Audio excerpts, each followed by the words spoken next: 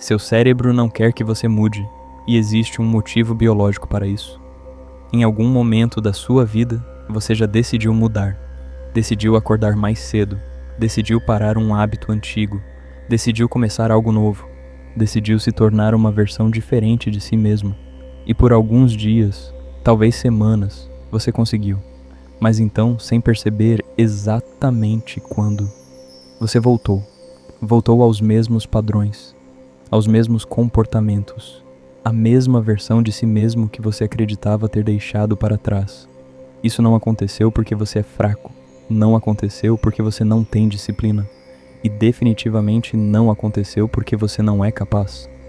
Isso aconteceu porque seu cérebro foi projetado para resistir à mudança, literalmente, fisicamente, biologicamente.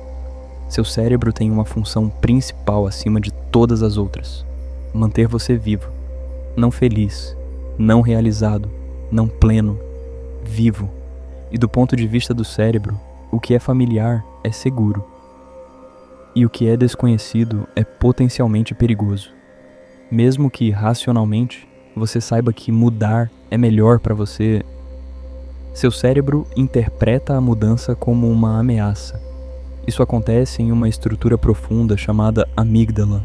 A amígdala é responsável por detectar perigo, mas ela não detecta apenas perigo físico, ela detecta incerteza. Sempre que você sai do padrão conhecido, a amígdala aumenta sua atividade. Ela envia sinais de alerta, ela cria desconforto, ela cria resistência, não para impedir seu crescimento, mas para garantir sua sobrevivência. Esse mecanismo existe há milhões de anos, muito antes da civilização moderna, muito antes da sua vida atual. Durante a maior parte da história humana, mudar de comportamento poderia significar morte. Explorar um território desconhecido poderia significar encontrar um predador. Experimentar algo novo poderia significar ingerir algo venenoso. O cérebro evoluiu para evitar riscos, e ele ainda funciona assim, mesmo que o perigo não seja mais físico, mesmo que o perigo seja apenas psicológico, mesmo que o perigo seja apenas uma nova versão de você mesmo. O neurocientista Joseph Ledoux demonstrou que a amígdala pode ativar respostas emocionais antes mesmo que o córtex racional tenha tempo de interpretar a situação. Isso significa que você pode sentir resistência antes de entender por quê. Você pode sentir medo sem motivo lógico. Você pode sentir vontade de voltar ao familiar, mesmo quando o familiar não é o melhor para você. Seu cérebro não está tentando sabotar você. Ele está tentando proteger você. Mas existe outro sistema igualmente poderoso operando ao mesmo tempo: os gânglios da base. Os gânglios da base são responsáveis pela formação de hábitos. Sempre que você repete um comportamento, o cérebro transfere esse comportamento do córtex consciente para os gânglios da base. Isso torna o comportamento automático. Isso economiza energia, porque pensar conscientemente consome muita energia. O cérebro representa apenas cerca de 2% do peso corporal, mas consome cerca de 20% da energia total do corpo. Eficiência é essencial. Automatizar comportamentos é uma estratégia de sobrevivência, mas isso cria um efeito colateral poderoso. Você se torna aquilo que você repete, fisicamente, neurologicamente, literalmente. O neurocientista Anne Grable demonstrou que hábitos são armazenados como circuitos específicos nos gânglios da base. Uma vez estabelecidos, esses circuitos operam com mínima participação consciente. Isso significa que grande parte da sua vida não é decidida no momento presente.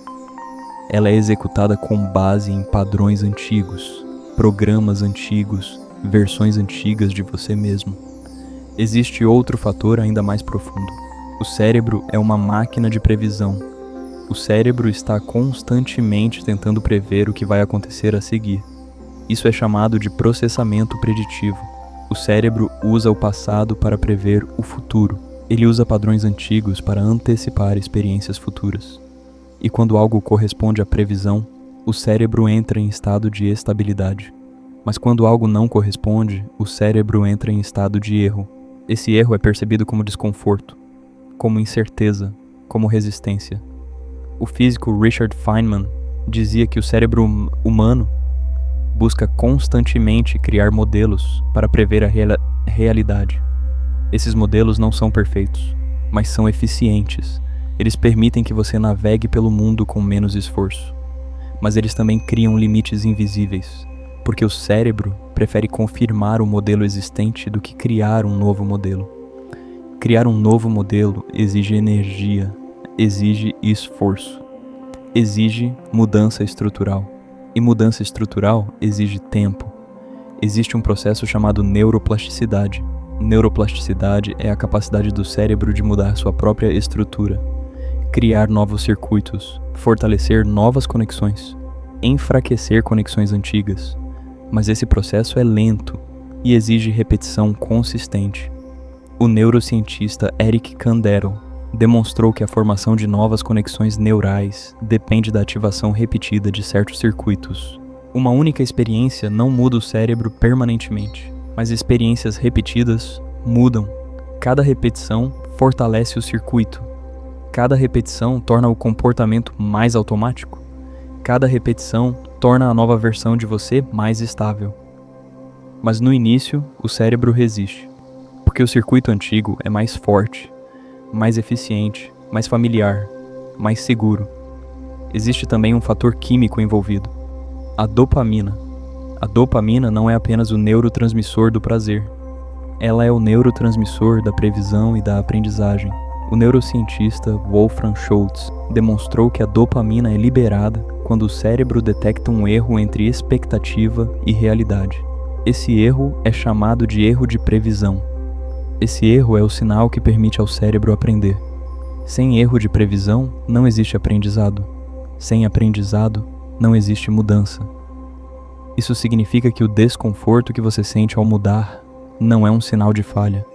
É um sinal de adaptação. É um sinal de reconstrução neural.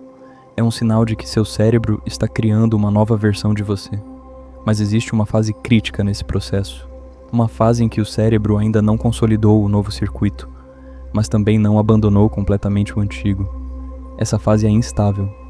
Nessa fase, você oscila entre o antigo e o novo, entre o familiar e o desconhecido, entre quem você foi e quem você está se tornando.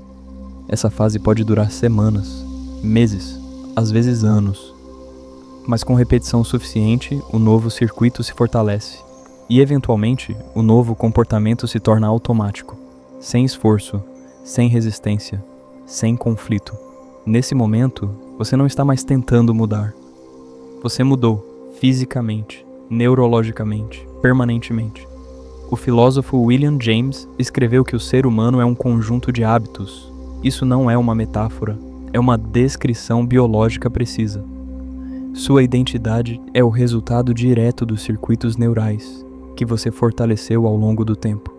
Mas isso também significa algo profundamente libertador. Se sua identidade foi construída, ela também pode ser reconstruída. Seus circuitos não são permanentes, eles são adaptáveis. Seu cérebro não é fixo, ele é plástico, ele está sempre mudando, sempre se reorganizando, sempre se adaptando. Mesmo agora, enquanto você escuta isso, seu cérebro está mudando, criando novas conexões, fortalecendo novos padrões, enfraquecendo padrões antigos. Você não está preso à sua versão atual, você está em processo, sempre esteve e sempre estará. A única questão é: qual versão de você mesmo você está reforçando hoje? Obrigado por escutar e assistir. Se inscreva, comente, curta e compartilhe. Isso ajuda o canal a crescer e incentiva a produção de conteúdos que ajudam nossa mente a expandir. Até o próximo vídeo.